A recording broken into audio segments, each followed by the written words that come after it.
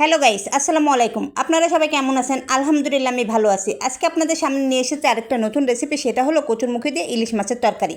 আর কচুরমুখী দিয়ে ইলিশ মাছের তরকারিটা অসম্ভব মজার হয়ে থাকে। তাহলে চলুন দেখে নেওয়া যাক আজকের রেসিপিটা।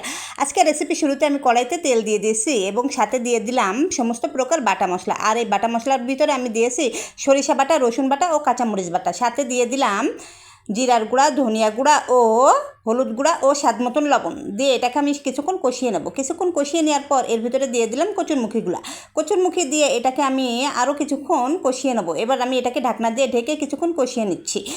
কষিয়ে নেওয়ার পর এখন আমি এর ভিতরে দিয়ে দিলাম ঝোলের জন্য পানি দেওয়ার পর যখন দেখব পানিতে টকবগিয়ে ফুটতেছে, তখন আমি দিয়ে দেবো ইলিশ মাছগুলো। আর এই ইলিশ মাছগুলো দিয়ে আমি এটাকে এখন 30 মিনিট মতো রান্না করে নেব। 30 মিনিট পর ফিরে এসে দেখি আমার রান্নাটা প্রায় শেষ হয়ে গেছে। ব্যাস তৈরি হয়ে গেল আমার কচুরমুখী দিয়ে ইলিশ মাছের তরকারি। ধন্যবাদ সবাইকে। আসসালামু আলাইকুম।